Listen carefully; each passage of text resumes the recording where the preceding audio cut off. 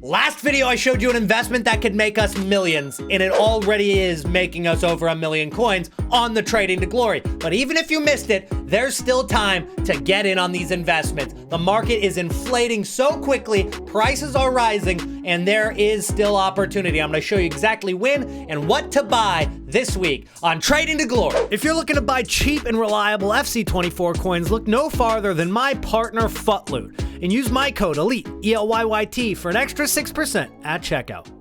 On the transfer list right now, you're already looking at 400,000 coin profit on FC Pro live cards, and we're just getting started. That is a drop in the bucket. Like Willian here, who I got for 725K and sold for 940, and he hasn't even played yet. Just imagine the ceiling that he has in terms of his price. So I sold, waited for him to go back down in price, and as you guys can see, I bought back for 770 or 785 this time. Not as good of a deal as the last one, but considering what I sold him for, not a bad flip. Now, let's go ahead and clear those sold items because I'm still buying. As you can see, I've got only 579,000 coins on my coin total right now, which means that I'm very, very invested in mostly FC Pro live cards like Karamo, who we got for 40,000 coins. And now Karamo's 60K, which means that on our Trading to Glory account, we're making over 500,000 with his card already, and that's just him, not counting all of the other cards that we've invested in. But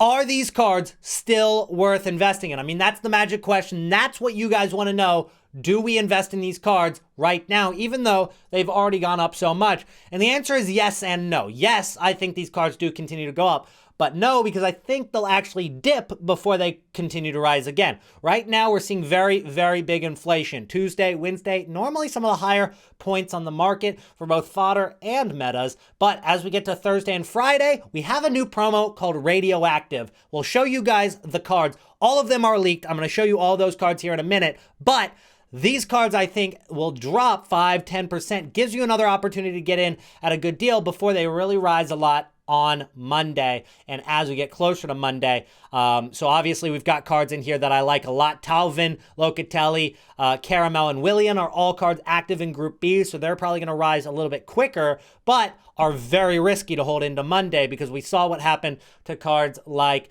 Kolo Muani, who didn't end up getting his win until later in the day. So his card actually went from 640K, 650, all the way down to 500 before he's recovered right now. He did end up getting one upgrade. But that also shows how easy it is to get these upgrades. You only need one win. Samakin for Group C. Anders Vergang is his pro. He's one of the most hyped up professionals. And so I think his card, given the fact that it goes from 84 to 86 on his first upgrade, could go to 87 if Anders goes 3 wins, 1 draw, or 4-0. It's a card that definitely I have my eye on as an investment, but I think there is one better investment to go for right now, and those cards are going to be Team of the Week, most specifically Team of the Week that is in Best Of. I don't dislike Team of the Week 10, but I also think that Team of the Week 10 has been packed so much more than any other Team of the Week. I think that those cards could be a little bit less likely to go up. We know that these Best Of Team of the Weeks, like Jude Bellingham and like Van Dijk, like Valverde, who Valverde might be a little riskier. We'll talk about him with that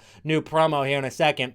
But if we take a look at some of these cards like Jude Bellingham, I think he's still a very buyable card. One thing to consider about Jude Bellingham is the fact that his Player of the Month card goes out of SBCs here on the 3rd of December, which is just about 4 days from now. That's going to mean that nobody's going to have an opportunity to get him out of an SBC. Then to get his 88 Trailblazer, it costs about 570K, whereas his 87 rated is just 70K. I think it's much more affordable, and I think a lot of people will actually gravitate towards this because quite a few pros are still using this card. So I like him. I've invested in a few already, and as you can see, he's already starting to kind of go up. He was at his lowest a little less than 70K. He's steadily going up, but as he goes out of packs here, it's going to actually go up even more dramatically. I think he easily clears 80,000 coins, gets probably closer to 90 before we get towards middle December, when some of these cards are actually going to start dropping again. We're going to see big promos mid-December like Winter Wild cards, and you'll also have that lingering Team of the Year hype that you have to watch out for. So Jude Bellingham is one of my favorites. You've also got cards like Van Dijk, but you could also go in on Valverde. And so let's go ahead and talk about these cards that are in the next promo. Firstly, I'll apologize for your eyesight because these cards, it's just a lot to take in all at once with how bright yellow it is. But you got cards like Benzema, Messi, Valverde, Kante, Araujo. A couple of these cards staying out of packs for their gold card. And that's why I think Valverde's gold card is one of the better gold metas to invest in. All of these gold metas that are pretty good, like Valverde, they're already going up, and they're going to keep going up for the next 2 to 3 weeks. You can see it on this hourly graph. He dropped, but he hit his bottom already, 105,000 coins.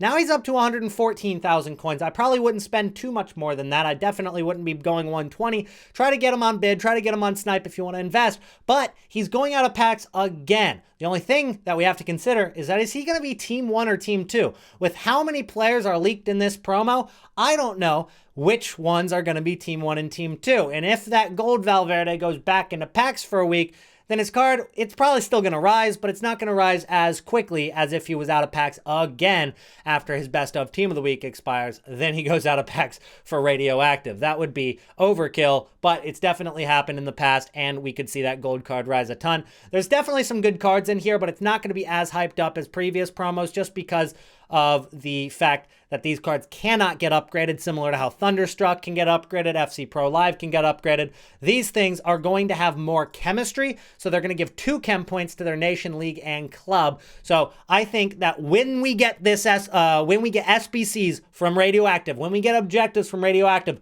those cards are going to have a bigger impact on links to the card than normal because of the fact that they boost the links twice as much as a normal card would. But that's what we're seeing for Radioactive's promo. Let me know out of 10 what you think this Radioactive promo is going to end up being. So that's why I've got cards like Heung-min Son, Dembele, Bellingham, and other informed cards sprinkled into my transfer list right now with all of these other FC Pro Live cards. But let's go ahead and talk about Thunderstruck. Are these cards worth investing in, and which ones should we go for? Well, I've tried Bernardo Silva because I think as we get closer to the next Manchester City game, his card could rise in price from 76k. But for a 90 rated card, it seems like a lot of people are packing him, and right now he's still about what I bought him for, 76,000 coins. So I'm not sure if I want to sell and reinvest because I do think that there are certain cards in Thunderstruck that might do even better than the others. And those cards are definitely going to be the ones who dropped in mini releases because these cards didn't get packed during the Black Friday hype. Players like Frimpong, players like Fekir, players like Hemp, players like Joe Gomez. These guys, if they get low after marquee matchups and after division rival rewards on Thursday, I think out of all the Thunderstruck cards, these are the ones that you should be looking at because you're not fighting against as much supply from people's transfer lists and clubs as you would be for all of the rest of the Thunderstruck cards. And that's why I think the ones from the mini release are going to be a little bit better than the ones from the original release on Friday, which got packed a ton, and that's probably why Bernardo Silva is so cheap, because if he was dropped in the mini release, I think he'd probably be close to double the price he is right now, but there's just so many on the game. Now, of course, there's some other cards that do catch my eye. Of course, Davies is one of the most rare left backs in the game right now, it seems.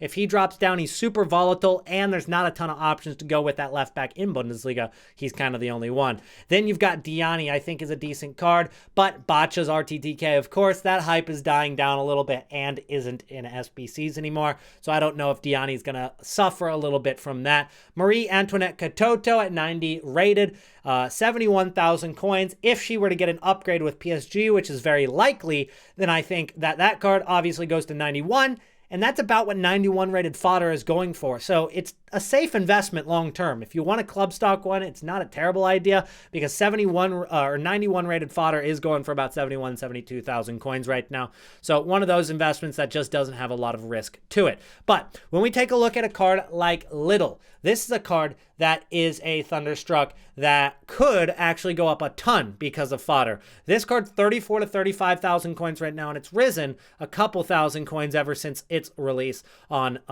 Saturday, which was one of the mini release cards as well. But if she gets another upgrade going from 89 to 90, she's actually going to get an upgrade from 88 to 89 already. All she needs to do is win one more game because they changed the requirements for the women's cards to get 2 wins instead of 3 for the second upgrade, which means that that card could go to 90 rated on the next win for Arsenal, and they're one of the best in the Women's Super League in England, which means that she'd be the cheapest 90 rated fodder by a significant margin. Right now, the cheapest one is 52,000 coins. Now, I don't think she'd go above 52. She'd probably hover around 50, but it's a card that absolutely will skyrocket if she gets another win. And so if you guys want a safe investment, go for Kim Little. This card could absolutely skyrocket once people find out she's going to go to 90 rated. The only problem with that is EA. When are we going to upgrade these cards? We obviously saw some upgrades from FC Pro Live now, which is progress, but there are so many cards in this game that still haven't been updated that need